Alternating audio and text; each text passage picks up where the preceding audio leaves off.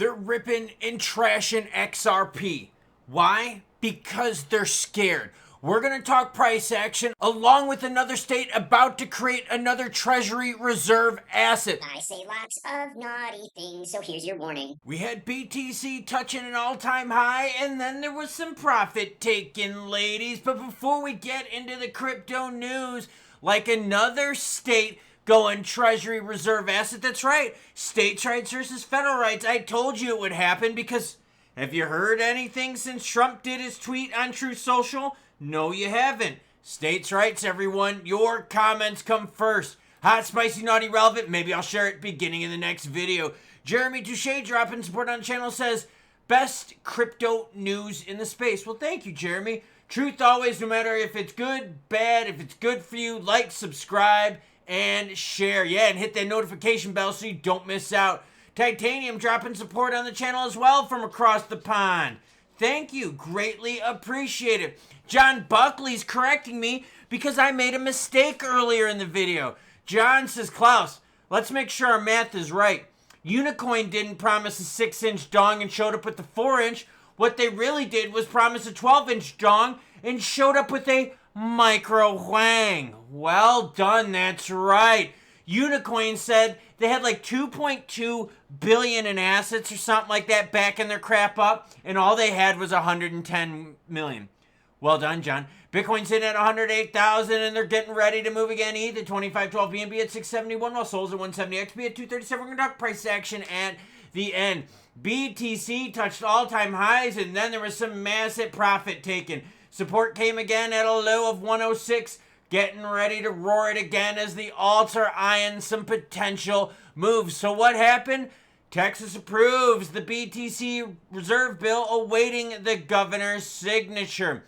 Texas is on the verge of becoming the third U.S. state to establish a state-managed BTC Reserve Bill. Yeah, it's states' rights. And what happened with the Trump tweet where he said XRP, SOL, and ADA along with BTC and ETH would be part of a strategic U.S. reserve? We haven't heard shit since, have we? Over-promising and under-delivering? The Texas Strategic Reserve Bill and Investment Act, SB 21, was approved by the House with a vote of 101-42. The bill now heads to Governor Greg Abbott's desk for final approval. SB 21 would authorize the state comptroller to invest in BTC and other cryptos with a market cap exceeding $500 billion over the past 12 months. Now here's the problem, everyone. When we click on the whole thing of what cryptos have a market cap of $500 billion, BTC is the only one right now. Now, granted, when XRP hits that 500 billion mark, when ETH hits that 500 billion mark, they would be eligible too. But right now, BTC is the only one. Currently, BTC is the only asset that qualifies. The legislation also directs the creation of a formal BTC reserve position in the state to diversify its financial strategy. The bill's sponsor, State Senator Charles Schwertner, and House Advocate Representative Giovanni Capriglione, framed the initiative as a move to secure Texas's leadership in digital innovation. So we got states' rights versus federal rights. Let's keep the old BTC XRP thing going because the BTC maxis are ripping on XRP. And let me ask you a question. Why are the BTC maxis ripping on XRP? Well, it's obvious because they feel threatened. Y'all know I'm a White Sox fan, right? Do you think the Yankees, do you think the Dodgers are ripping on the White Sox? Hell no. Because they're not a threat. They're not. But the Yanks definitely rip on the Dodgers. And the Dodgers definitely rip on the Yanks. Why? Because they're a threat. Listen to this story. BTC Maxi. I just called my bank and they've never heard of Ripple. Oh, we've heard this story before, huh? In what may have been interpreted as a veiled mockery of XRP and its community, Bitcoin advocate Phil Geiger recently posted on X what? Posted this. Ripple has been marketing that banks are going to use XRP since 2013. I just called my bank and they've never heard of Ripple. Phil Geiger said, read this instead of buying Ripple. That's the whole thing. See, BTC needs people to keep buying. Why? Because if they don't, Homegirl is just going to go down, down, down. Now, here's the whole thing. And someone posted this earlier, and I thought this was actually quite brilliant. He said this. So if I put $1,000 into BTC right now, and BTC goes to 200,000, I only make what? $1,000? That ain't shit. Yeah, it doesn't sound that cool now, does it, huh? So basically what you're seeing is the BTC maxis feel threatened. We also had Cynthia Loomis had a meeting with Garlinghouse scheduled, and all of a sudden she canceled and never rescheduled. Why? Because the maxis feel threatened by XRP and Ripple, and especially now since there's the rumor mill running about Ripple trying to acquire Circle and USDC. And if that were to happen, Ripple would become a massive behemoth with both RLUSD and USDC and XRP, and the maxis would be freaking the F out. So Phil Geiger, Michael Saylor, and others out there are throwing all sorts of crap that they can at XRP in the hopes of knocking it down. Why? Well, because they need to keep trying to pump up BTC. The institutions need to keep pumping up BTC. Why? Because of the money they've poured into it. Speaking of the money that's been poured into it, you got massive amounts of inflow still pouring money into BTC. That's these big orange bars right here up on the screen. Now let's swing it on over to XRP price, where yes, we did get a little bit of pumperoni. Lowercase p. Don't give me shit about this. This is lowercase p talk. And then we sold off, right? We sold off. Why? Because BTC sold off on their new all-time high, and now we're floating around in the friend zone. Wah, wah, wah.